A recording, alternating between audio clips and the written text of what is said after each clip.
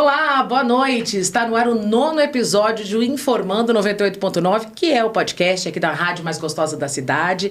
E aí nós estamos nesse 9º episódio, como eu falei, dessa segunda temporada. O Informando 98.9 é um podcast, é um bate-papo com os colunistas da Rádio Paiquerê FM 98.9. E nessa noite de quinta-feira eu estou recebendo aqui os advogados especialistas em previdência, a doutora Carla Benedetti. Doutor André Benedetti, muito boa noite. Boa noite. Muito bem-vindos. Faz tempo que a gente está tentando bater esse papo, né, com vocês, mas nós estamos conseguindo horários, né, que dão certo. Mas hoje, finalmente, vamos conversar sobre esse assunto, né? Vamos lá. Doutora Carla, que é jornalista, assim como eu, advogada e escritora, mestre em Direito Previdenciário, doutorando em Direito Constitucional. Isso? Isso. E o doutor André Benedetti, que também é advogado. Há quantos anos? De advocacia? É.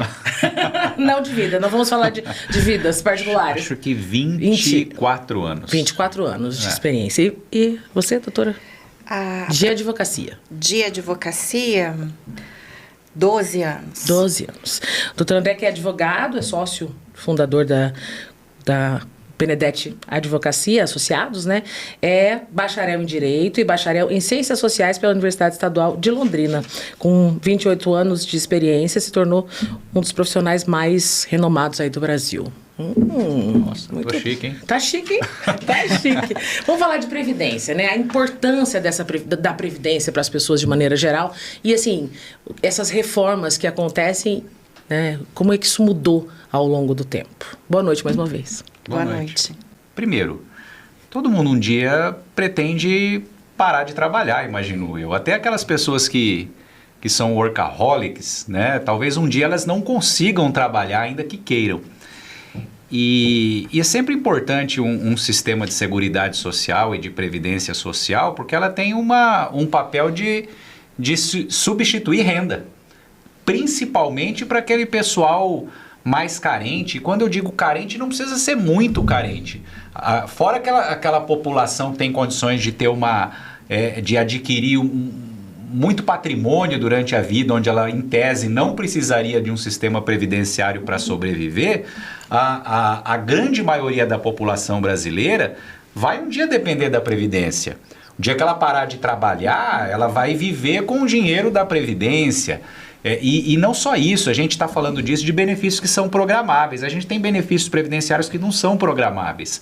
Aquele benefício que eu diria que ninguém quer receber. Porque ninguém quer ficar doente, ninguém quer ter uma invalidez, ninguém quer falecer e deixar direito para os dependentes, né?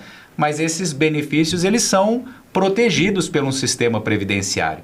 Então, ele é importantíssimo, até para não ter um aumento de uma situação de miserabilidade, de pobreza dentro do país. Então, eu acho que isso é muito importante. Essa é a principal importância, acho, de um sistema previdenciário. Né? E esses... pode dizer. Algumas cidades inteiras, elas dependem da economia. A economia gira conforme os recursos dos aposentados, né? Os recursos da Previdência Social. Então, por isso que é tão importante. Até, às vezes, algumas pessoas aventam a possibilidade, vamos privatizar a Previdência Social.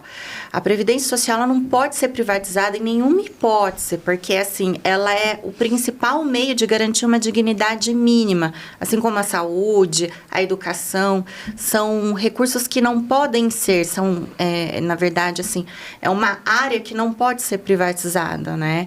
Então, inclusive a gente tem como exemplo o Chile, né? Um país vizinho nosso, que privatizou e os idosos, as pessoas aposentadas, elas têm um problema muito grande enfrentando isso, que tem uma onda de suicídio muito grande. Então, é importante para o mínimo vital, existencial, a dignidade da pessoa humana e também para a economia do país. Claro que pessoas que possuem melhores condições financeiras, às vezes elas não ficam somente com os recursos, né, obtêm seus recursos de vida pela Previdência Social, mas ele é mais uma fonte e muitas vezes bem vantajosa. Para todos, né? Isso. Nesse caso. E assim, a gente teve uma grande reforma aí, né? Previdenciária. E o que motivou esses últimos boatos aí de uma nova reforma, ou que viria uma reforma? De onde veio isso?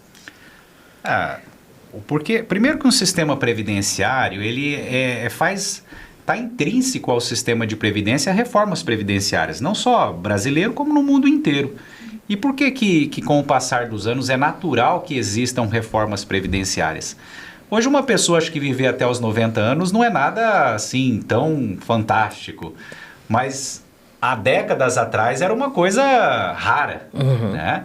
Então, isso demonstra que com a expectativa de vida aumentando, a longevidade da população aumentando, e até aquela, eu não sei se o pessoal aí que está nos ouvindo lembra, quando a gente estudava, tinha aquela pirâmide etária da população, onde lá embaixo a gente tinha um monte de gente nova e lá em cima pouca gente com bastante idade. Isso está se alterando, né? Então, o Brasil está tendo muita gente idosa e menos jovens. Antigamente era comum uma mulher ter 10 filhos. Exatamente. Hoje em dia você não ouve isso. Se uma mulher agora é um absurdo, né? Nova tiver 10 filhos, tem alguma coisa errada, né? Antes era muito comum.